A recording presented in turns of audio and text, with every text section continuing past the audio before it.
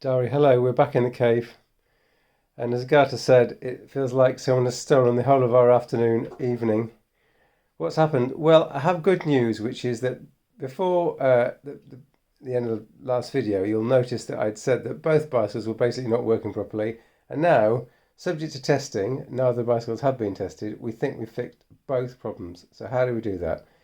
So the first issue was that the green bike, my bicycle, had a problem where I couldn't engage this gear here, because when I engaged this top gear, the rear mech, or the rear derailleur here, would actually hit this wheel. And what I feared I would have to do is to completely replace the chain. And what I would then do with the new chain is make it a slight bit shorter, and that would push this down a bit. And if this is pushed down a fraction, then it doesn't collide with the carbon fibre part here. But what I ended up doing is using these limit screws here and slightly making the derailleur go inward this way. So by making the derailleur go fractionally inward, it doesn't shift as far over, and certainly on a static stand it still changes. So that's that one done, and didn't have to do much. That was a good start. I thought, oh well, the next problem is going to be easy. Not so easy. So the next problem was that, again, we thought it was a chain related issue, and that's certainly true. The next problem was that on this bicycle we couldn't get into the top gear here. Just couldn't get into it.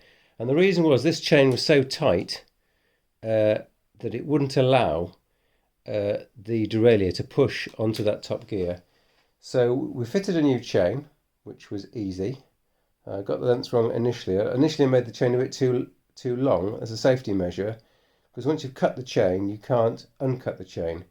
So I made it 2 links too long, tried it out, and what you'll find when the chain is too long is, you see these pulleys here. If the chain touches, then if this chain, the bottom chain, touches the top part of the mechanism, then you know you've completely screwed it up.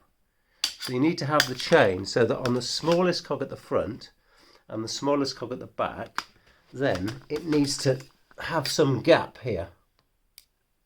So this must not start touching the cog here. So it's not, can't see that. This chain must not start touching the other jockey wheel here. If it does, you've really screwed things up.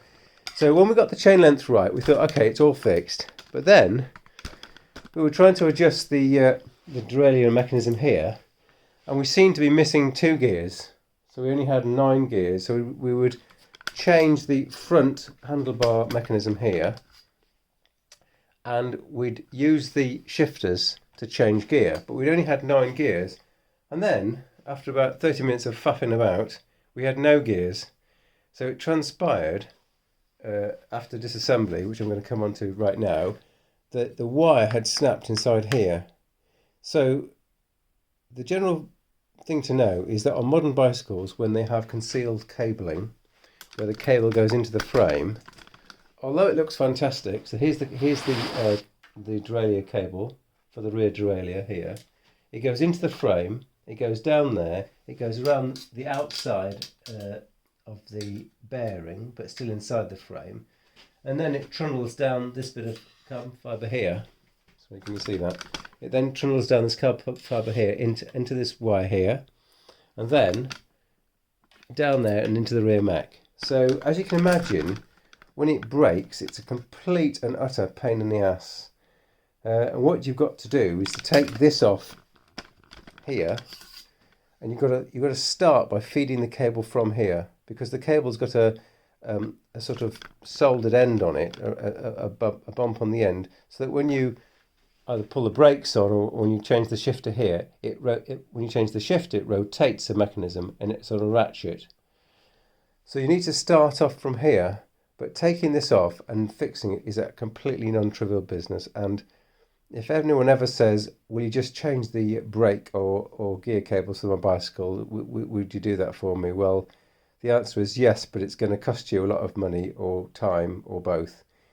In our case, it took us literally hours, because we had to disassemble, we had to take this hood off, we had to shift this, the small button here, So you're shifting all the way down. So that means to say you press this button until effectively it would be shifting in the way down to here. Unfortunately, since it was all jammed up, it wasn't totally working. So you take the hood off, you undo a cover so you can see where the gear change wire would go.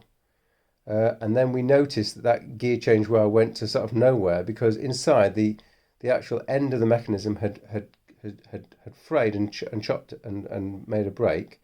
So you shift this down to the end of its travel, and then we could see some wires poking out. We then had to use some tweezers to pull that end out. So then there's an unconnected wire that's coming all the way down here. So then we pull this entire wire out, and that's where the trouble starts, because you have to feed another wire all the way back through this frame here. And the way that we did it is we got the wire starting off here, we got it to here, that's the easy bit. So then you've got to get it into the frame. So how on earth do you do that? Well, there's a cap on the bottom of the frame here. There's a cap which you can open. So we managed, after a considerable amount of faffing about, to get the wire from here out to the bottom of here. And then it's a Ribble bicycle. Ribble have left a plastic guide wire from here to here.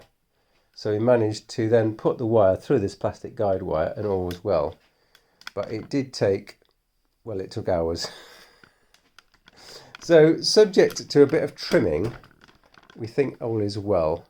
And the moral of the story is that when your cable snaps, it can be a complete and utter pain, especially if you've got concealed cabling in your frame. It looks great, but boy, is it difficult to change. Anyway, all is done. We're going to go for a shakedown ride tomorrow, and we hope it all works.